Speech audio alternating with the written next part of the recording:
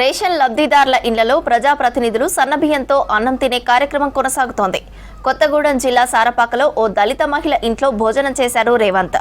ప్రభుత్వ పథకాలు అందుతున్న తీరును అడిగి తెలుసుకున్నారు. ఇటు ఈ నెల 15 నుంచి జరిగే కృష్ణా ట్రిబ్యునల్ ఎదుట తానే స్వయంగా హాజరవుతానని ప్రకటించారు ఉత్తమ్.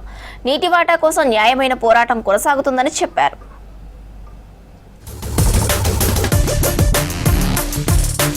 భద్రాద్రి కొత్తగూడెం జిల్లా బుర్గంపాడు మండలంలో పర్యటించిన సీఎం రేవంత్ సారపాకలో సన్నబియ్యం లబ్ధిదారుడి ఇంటికి వెళ్లారు. సన్నబియ్యం లబ్ధిదారు శ్రీనివాసరావు ఫ్యామిలీతో కలిసి భోజనం చేశారు. సీఎం అతిథిగా రావటంపై లబ్ధిదారుడు శ్రీనివాసరావు ఫ్యామిలీ ఆనందం వ్యక్తం చేసింది. సీఎం రేవంత్ తో కలిసి డిప్యూటీ సీఎం బట్టి విక్రమార్క, మంత్రులు పొంగులేటి భోజనం చేశారు. ఉగాది నుంచి రాష్ట్రంలో రేషన్ లబ్ధిదారులకు సన్నబియ్యం అందిస్తోంది రేవంత్ సర్కార్. గతంలో రేషన్ దొడ్డు బియ్యం పక్కదారి పడుతుండటంతో 13,000 కోట్లు వెచ్చించి 30 లక్షల టన్నుల సన్నబియ్యం పేదలకు అందిస్తోంది.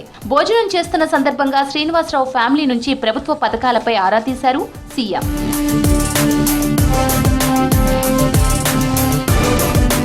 కృష్ణా గోదావరి జలాలపై విచారణకు బ్రిజేష్ కుమార్ ట్రిబ్యునల్ ఎదుట స్వయంగా తానే హాజరవుతానన్నారు ఇరిగేషన్ మినిస్టర్ ఉత్తమ్ కుమార్ రెడ్డి.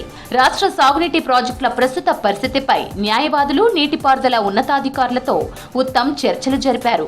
కృష్ణా జలాల వివాదాలపై వాదనలు వినిపిస్తున్న న్యాయ బృందంతో చర్చించారు. ఈ నెల 15, 16, 17 తేదీల్లో జరగనున్న విచారణ అంశాలపై ఆరా తీశారు.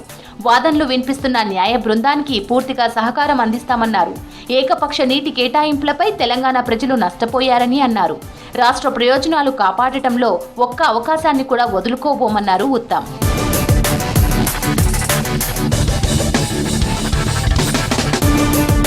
సన్నబియ్యం కేంద్రమే ఇస్తుందన్న బండి సంజయ్ వ్యాఖ్యలను తీవ్రంగా ఖండించారు పీసీసీ చీఫ్ మహేష్ కుమార్ గౌడ్. దేశం మొత్తం సన్నబియ్యం ఎందుకు ఇవ్వట్లేదని ప్రశ్నించారు. సంజయ్లో రోజురోజుకు అభద్రతా భావం పెరుగుతుందని ఆరోపించారు. రాష్ట్రంలో ఆలయాల అభివృద్ధికి సీఎం రేవంత్ రెడ్డి ఆధ్వర్యంలో ప్రత్యేక నిధులు కేటాయిస్తున్నామన్నారు. నిజామాబాద్లో పర్యటించిన మహేష్ శ్రీరామనవమి వేడుకల్లో పాల్గొన్నారు.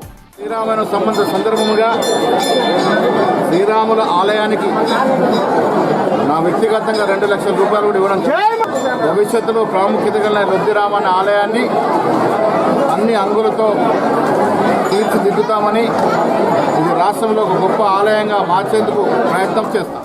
సన్నబియ్యం పథకంతో పేదలు కడుపు నిండా 3 పూటల అన్నం తింటున్నారని అన్నారు మునుగోడు ఎమ్మెల్యే కోమటిరెడ్డి రాజగోపాల్ రెడ్డి.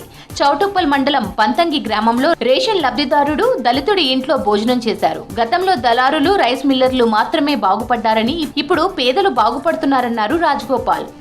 ఈ 16 నెలల కాంగ్రెస్ పార్టీ ప్రభుత్వంలో ఎన్నో పథకాలు తీసుకొచ్చినాం, కానీ ఇది అన్నిటికంటే బెస్ట్ నెంబర్ 1 పథకం సన్నబియ్యం. డైరెక్ట్ గా ప్రతి మనిషికి 6 కిలోల లెక్కన పేదల కడుపు నిండే పథకం. నిజంగా ఇది పేదలకు ఎంత మంచి పథకం అంటే, ప్రభుత్వం ఇన్ని రోజులు పెట్టిన పైసలు దళారుల చేతికి పోయినాయి, 1000 కోట్ల రూపాయలు. ఇప్పుడు మాత్రం నిజంగా పేదలకు వాళ్లకు లబ్ధి చేకూరుతుంది ఈ పథకం వల్ల. ఎమ్మెల్యే కోట ఎమ్మెల్సీలుగా ఎన్నికైన నేతల ప్రమాణ స్వీకారం రేపు జరగనుంది. రేపు ఉదయం 9:15 4 ఎమ్మెల్సీలుగా ప్రమాణం చేయనున్నారు. శాసన మండలిలో 4 ఎమ్మెల్సీలతో గుత్తా సుఖేందర్ రెడ్డి ప్రమాణం చేయించనున్నారు.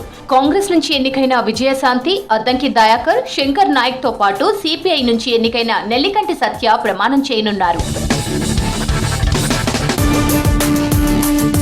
మంచిర్యాల జిల్లా క్యాతనపల్లి ఆర్ఓబి నిర్మాణ పనులు పూర్తి చేసిన సందర్భంగా చెన్నూరు ఎమ్మెల్యే వివేక్ వెంకటస్వామి, పెద్దపల్లి ఎంపీ గడ్డం వంశీకృష్ణ చిత్రపటాలకు పాలాభిషేకం చేశారు రామకృష్ణాపూర్ కాంగ్రెస్ నాయకులు.